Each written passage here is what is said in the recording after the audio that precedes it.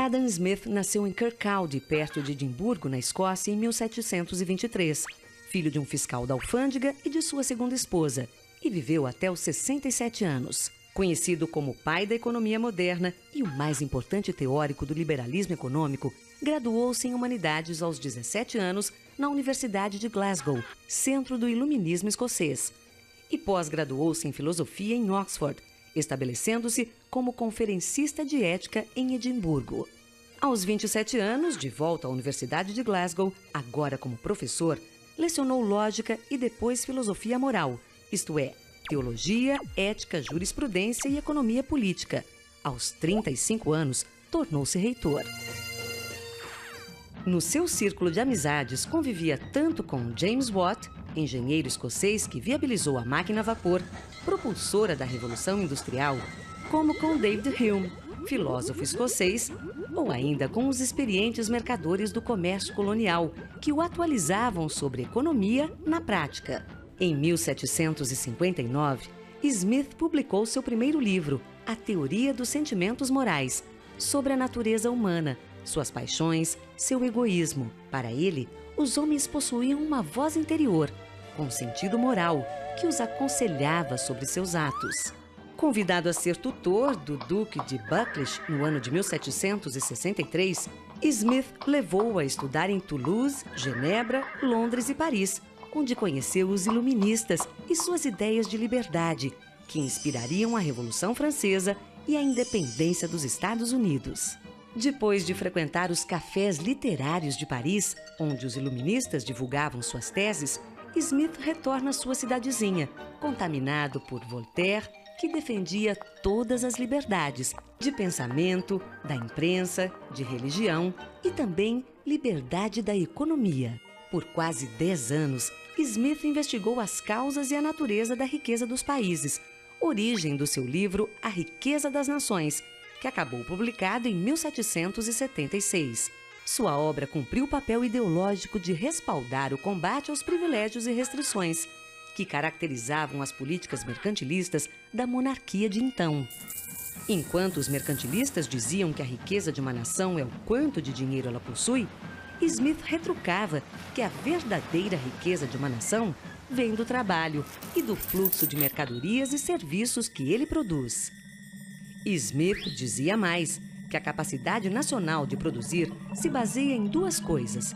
Uma, na divisão do trabalho em muitas pequenas tarefas feitas por especialistas, e duas, na acumulação do capital. Smith afirmava também que a riqueza não vinha só da herança, como pensavam os aristocratas, mas que podia ser produzida e não apenas pela agricultura, como acreditavam os proprietários rurais, porém por uma nova atividade, a recente indústria. Smith causou frisson com a sua tese de que o bom coração ou a simpatia do ser humano pelo bem-estar dos outros não eram assim tão altruístas.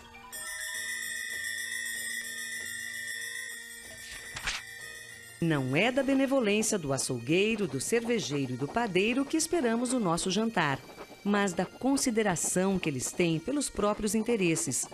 Apelamos não à sua generosidade, mas ao seu amor próprio, pois nunca os comoveremos pelas nossas necessidades, mas pelas vantagens que eles podem obter. Ele afirmava que tudo funciona melhor em um ambiente onde o homem tem liberdade para empreender, movido por uma espécie de mão invisível que o empurra naturalmente ao lado certo. Mão invisível que os franceses chamavam de laissez-faire, traduzindo, deixa fazer.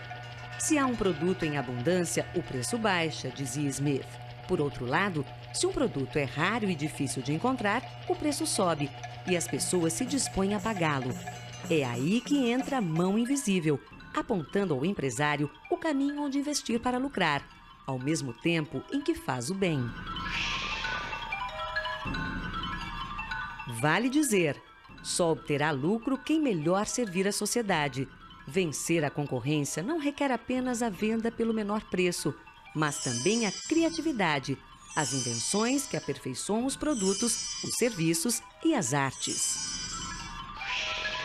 Smith defendia a livre competição e a não interferência do Estado no mundo dos negócios. Ao Estado, ele dizia, cabe manter a ordem, proteger o patrimônio, construir obras de infraestrutura e cuidar da educação. Todo indivíduo está continuamente se esforçando para achar o emprego mais vantajoso para o capital que possa comandar. É sua própria vantagem, de fato, e não a da sociedade, que ele tem em vista.